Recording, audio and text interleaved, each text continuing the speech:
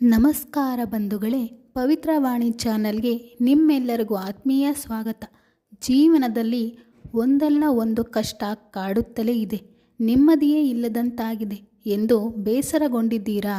ಕಲಿಯುಗದ ಕಾಮಧೇನು ಕಲ್ಪವೃಕ್ಷ ಎನ್ನಿಸಿಕೊಂಡಿರುವ ನಮ್ಮ ಮಂತ್ರಾಲಯದ ಶ್ರೀ ರಾಘವೇಂದ್ರ ಸ್ವಾಮಿಗಳು ಭಕ್ತರ ಕಷ್ಟಕ್ಕೆ ತಕ್ಷಣ ಒಗ್ಗೂಡುವ ದಯಾಮಯಿ ರಾಯರನ್ನು ನಂಬಿದವರು ಎಂದಿಗೂ ಕೆಡುವುದಿಲ್ಲ ಎನ್ನುವುದು ಕೋಟ್ಯಾಂತರ ಭಕ್ತರ ನೈಜ ಅನುಭವ.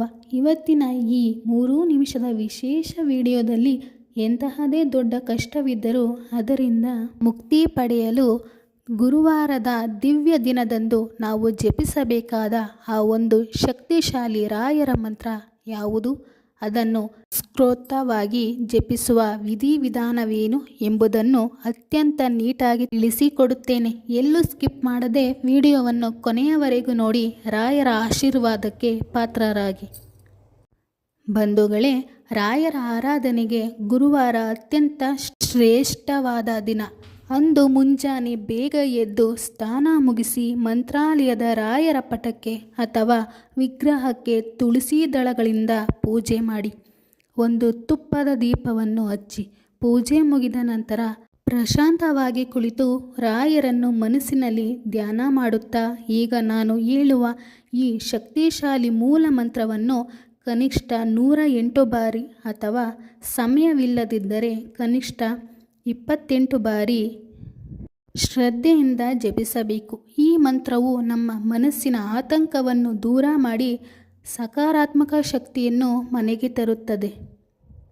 ಆ ದಿವ್ಯ ಮಂತ್ರ ಹೀಗಿದೆ: ಪೂಜ್ಯಾಯ ರಾಘವೇಂದ್ರಾಯ ಸತ್ಯ ಧರ್ಮದ ರಥಾಯ ಚ ಭಜತಾಂ ಕಲ್ಪವೃಕ್ಷಾಯ ನಮತಾಂ ಕಾಮಧೇನವೇ.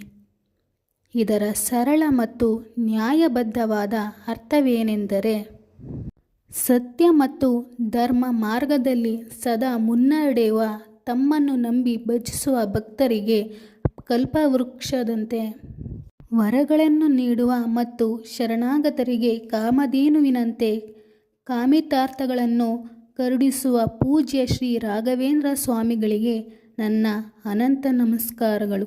ಬಂಧುಗಳೇ, ಈ ಮಂತ್ರವನ್ನು ಕೇವಲ ಯಾಂತ್ರಿಕವಾಗಿ ಓದುವುದಲ್ಲ, ಇದರ ಅರ್ಥವನ್ನು ಮನಸ್ಸಿನಲ್ಲಿ ನೆನೆಸಿಕೊಳ್ಳುತ್ತಾ ಶ್ರದ್ಧೆಯಿಂದ ಜಪಿಸಿದಾಗ ರಾಯರ ದಿವ್ಯ ಸಾನ್ನಿಧ್ಯದ ಅನುಭವ ನಿಮಗಾಗುತ್ತದೆ.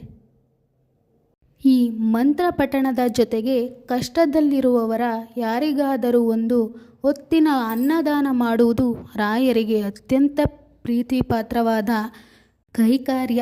ಈ ವಿಧಿವಿಧಾನವನ್ನು ಕನಿಷ್ಠ 9 ಗುರುವಾರಗಳ ಕಾಲ ಕಟ್ಟುನಿಟ್ಟಾಗಿ ಮತ್ತು ನಂಬಿಕೆಯಿಂದ ಮಾಡಿ ನೋಡಿ. ನಿಮ್ಮ ಜೀವನದಲ್ಲಾಗುವ ಅದ್ಭುತ ಬದಲಾವಣೆಗಳನ್ನು ನೀವೇ ಗಮನಿಸುತ್ತೀರಿ.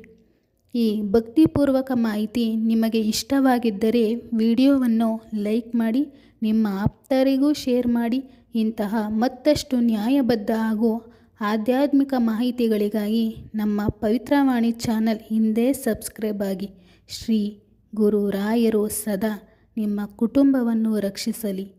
ಧನ್ಯವಾದಗಳು. ಶುಭ ದಿನ.